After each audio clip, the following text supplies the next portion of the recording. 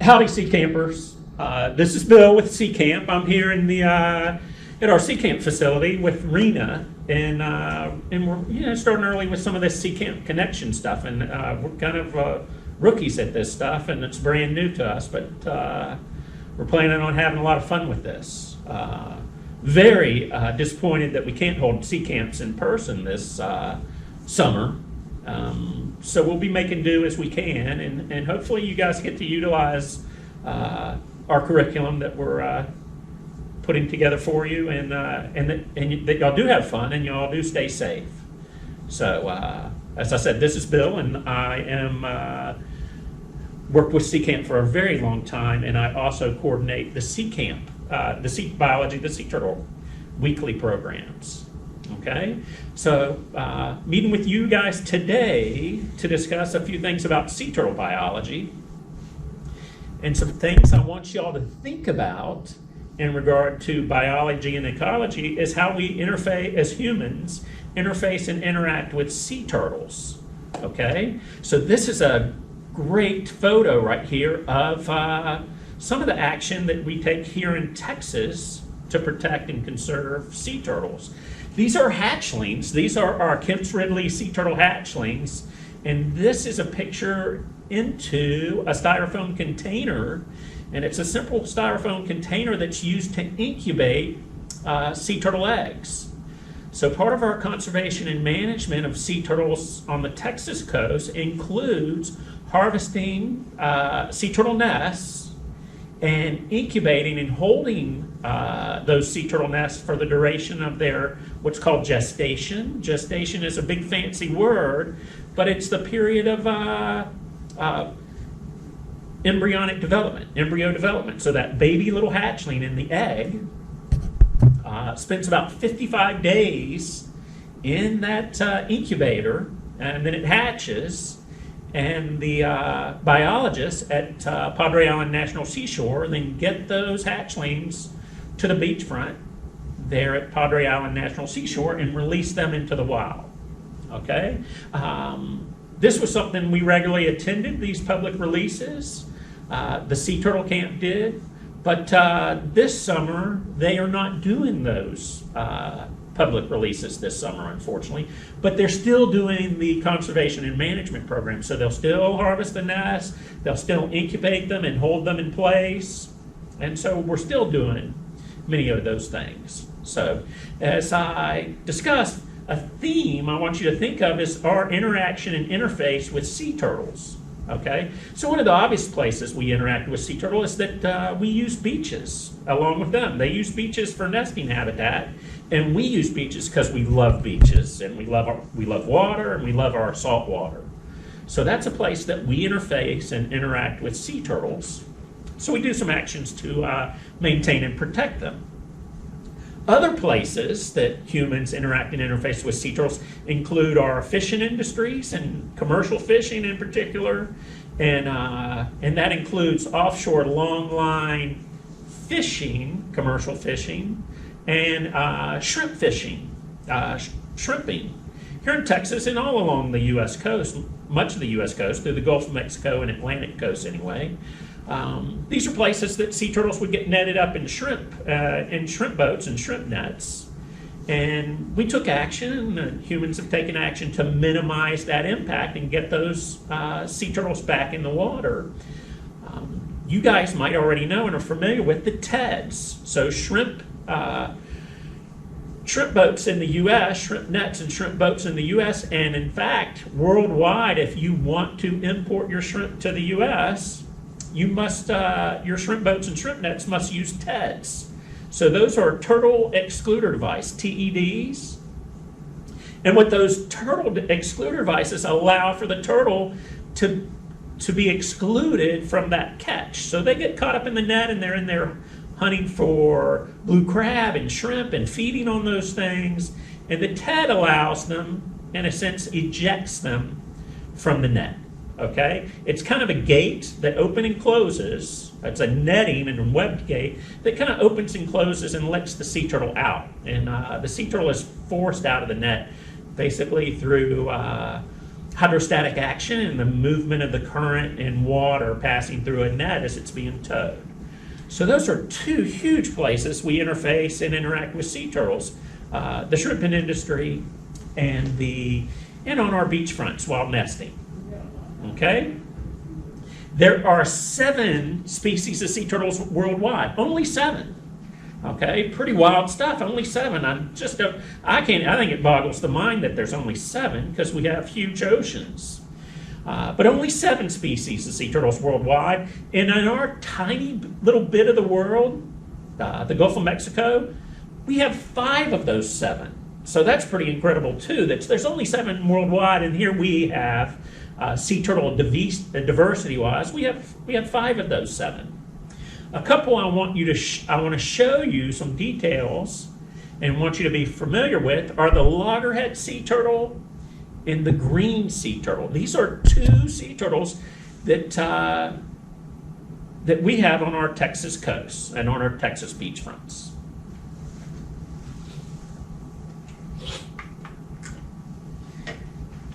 These are model skulls for the green sea turtle and the loggerhead sea turtle. Okay? And what I want you to understand, the loggerhead is called the loggerhead because he or she has a freakishly large head. Freakishly large, a log-like head. Okay? The green sea turtle is called the green sea turtle. It got its common name because its flesh and the meat of the green sea turtle has a green tint to it. Well, why does the green sea turtle have green flesh and green meat? Okay? Well, its diet is predominantly green algae and seaweed. Okay? And that's in seagrasses filled with chlorophyll. Okay? The stuff that makes photosynthesis so valuable and happens so well. Chlorophyll. So it's that green chlorophyll that gives the green sea turtle its common name and the color of its flesh. Okay? These 2 skulls, they represent 200-pound sea turtles. So here you have a 200-pound loggerhead with this freakishly large head. And there's the 200-pound green sea turtle with its normal size head, or you might call it freakishly small. These sea turtles both use our Texas beachfronts. They migrate from offshore habitat as young and take residence in nearshore environments where they can dive to the bottom and feed. Okay, so deep dives for greens and for loggerheads are relatively shallow dives, and so relatively shallow in an ocean environment, maybe 100 feet, 60 feet, 100 feet, no big deal. That's relatively shallow. Yeah. Not kidding. Okay. Why do I call that relatively shallow? Well, our oceans are more than 5 miles deep. There are plenty of places in the oceans that are 5 miles deep. And a notorious deep diver among the sea turtle species is the leatherback sea turtle. Okay? The leatherback sea turtle doesn't feed on the bottom like a loggerhead or green has to. So the loggerhead's diving to the bottom to get blue crabs. And the green is diving in its habitat to either feed on seagrasses or to feed on algae that's growing along the bottom, growing on rock jetties, growing in our bay systems, Galveston Bay, Laguna Madre, those places. So they're diving to the bottom. The leatherback is not diving to the bottom, but it is doing dives of as much as 1 mile deep. So it will dive more than 5,000 feet deep while it's hunting and foraging for jellyfish, which is its primary diet. Okay? Our leatherbacks don't really come to the Texas coast to hang out and feed.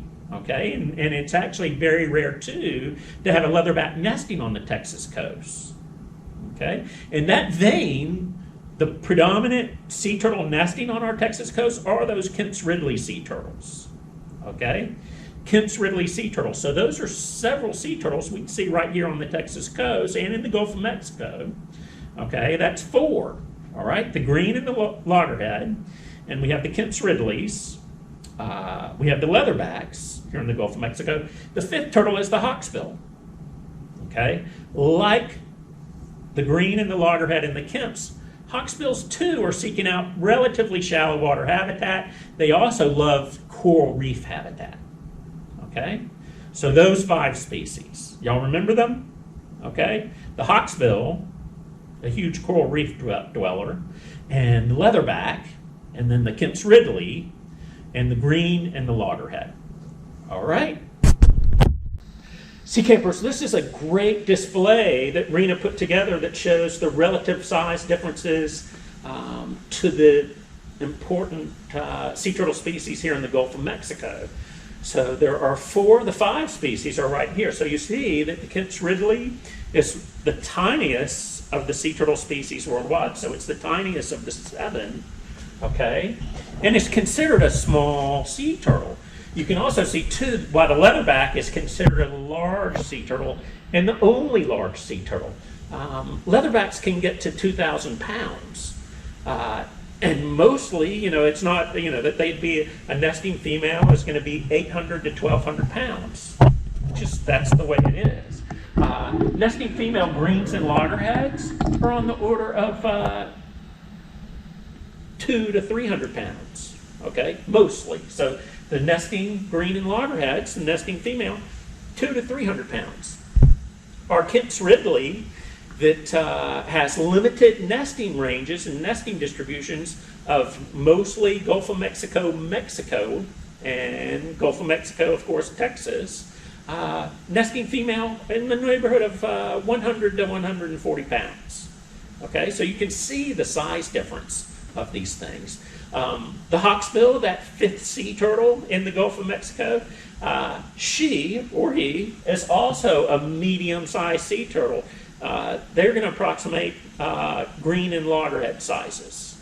Okay, so fantastic stuff with the relative size ranges. During our sea camp programs, both the Adventures in Marine Biology and Biology of Sea Turtle, we speak to an extinct and ancient sea turtle called Archelon, and Archelon would be on the order of about 2 feet longer and 2 feet taller than the 2 feet longer or 2 feet taller than this leatherback sea turtle. Okay, there are some fantastic fossils of Archelon across Texas. They've been found, and museums across the world have them on display. Archelon, including museums here in Texas. So the Houston Museum of Natural History, they have a fossilized Archelon on display. Downtown Dallas, they have a natural history museum. Waco, Texas. I believe there's one in Austin, Texas too. Okay, but those are some places that you can see these fossilized articulations of Archelon, which have been found in Texas. The wingspans, and when I talk about wingspans, they're not birds, of course, but they're flipper tip to flipper tip of Archelon is like 14 to 16 feet wide. Flipper tip to flipper tip, so like the wingspan of Archelon. Okay, so fantastic flippers, fantastic swimmers, breath holders, adaptations for feeding, oceanic environment, unbelievable. What just, God and evolution just created a fantastic beast amongst us with sea turtles. Okay, so Rena and I wanted to show y'all and talk about the generalized life cycle or life history of sea turtles. Okay, so sea turtles as adults, they reach adulthood at about 20 years old. That's not young. That's not young in the animal kingdom at all. Okay, so at 20 years old, we have an adult green sea turtles, a pair of an adult male and an adult female. Okay, the way to recognize male and female sea turtles from one another is the male sea turtle has a huge tail, has these massively large tails that extend past the back of their shell. So extends well past the back of their shell, makes it pretty easily recognizable when they're adults. okay? And when I say this, too, that the female has practically zero tail, and it certainly, would only extend the slightest distance past the back of the carapace or shell. So that's the way to tell the male and female differences. I can't emphasize to you that's what the differences is, but I ask, so for you guys, if you have the chance to go to an aquarium this summer, or when you do go, they're bound to have sea turtles on display. And one way, if they're adults, you'll pretty quickly go, that's the male. That's the male that Bill was talking about. That's no doubt that's the male sea turtle. Okay? All right? So they mate, and then like reptiles, the females have to head to land to nest. Okay? So they just haul themselves up on our beach fronts, haul out, crawl up the slope of our beach fronts to the dune bases, and sometimes even into the dunes a little bit and into the vegetation line. Okay? And they lay their eggs. Okay? So they'll nest there. Right now is sea turtle nesting season in Texas. It begins about April 15th and goes to about July 31st. Now, that being said, turtles don't have really a need for calendars and those sorts of things, but what they do know is the seasons, the 4 seasons of the year, and they do know, and they do know what's happening water temperature-wise. So the way they cue on the seasons of the year is increasing water temperatures, warming water temperatures, tell them it's spring and summer, and in addition to that, day periods cue them to tell them that it's spring and summer. Well, what do I mean by day period? The amount of light per day, how much sunshine there is per day. And as course as spring comes on in summer, our days get longer. And what I mean by that is the period of sunlight, the period of sun, sunrise to sunset, are longer. Okay, and sea turtles are sense that. Okay, they're perfect little instinctual machines when it comes in that regard. And while we know these things and learn these things, they just know them instinctually. So pretty wild stuff. All right, so they come up in nests and they lay their eggs. Okay, gestation, again, that's that period of embryonic development for a critter that lays an egg, an oviparous critter, to use fancy big words, oviparous. So that embryonic development, that gestation, is occurring in the egg. Okay, and we can call that incubation too. Okay, sea turtle species about 55 days. 55 days. Our Kemp's Ridley sea turtle egg is about the size of a ping pong ball or golf ball. Okay, about the size of a ping pong ball or golf ball. Okay. Kemp's Ridley, she'll lay about a nest of 100 eggs. Okay, and this is true for almost all sea turtle species. 100 eggs is a nice round number. They'll be in gestation about 55 days. They do hatch, and then those sea turtles hatchlings boil up out of the sand. Okay, and it's kind of coordinated, as you can imagine. So they're all the eggs are there incubating for the same amount of days. But some may be more active than others. The little embryos and their development might be a little ahead of the curve. Okay, but once the hatch starts coming on, there's activity that's happening in the nest itself, and it starts to warm, and it starts to trigger the rest of those little hatchlings to get their act together. That it's time to quit resting on the couch and get out of that shell and come out of that nest or clutch. Okay, so that's some of the action that's happening here. I think it's hilarious. They just boil up out of the nest. It's go to YouTube and check out video for it. It is amazing. They literally boil up out of the sand. You can start to see the activity at the surface of the beach where something's happening. Okay, and then one comes out, and then they just crawl up out of there. It's fantastic stuff.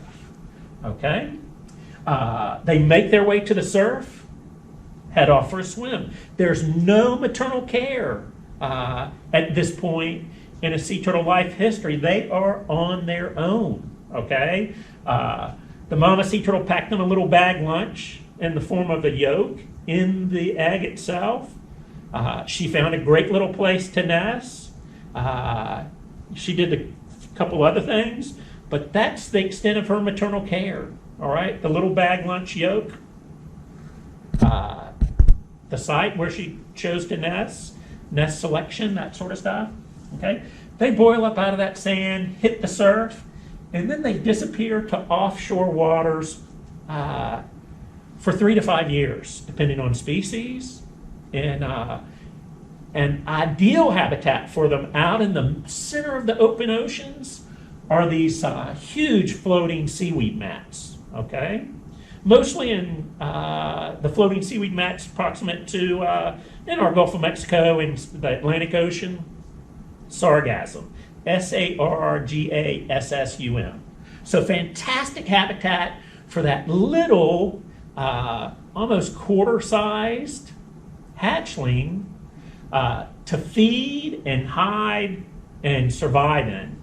Perfect little habitat for them, okay? All right, so great stuff with like the sea turtle life history and population dynamics. Okay, sea campers, I want to thank you for joining us, and we're so happy to be here, and we had such great fun, and we're going to have a great fun summer. It's not going to be the summer we expected, but we're certainly looking forward to it. Thank you so much for joining us, and we can't wait to see you. Don't be shy, and be safe, and you guys take care.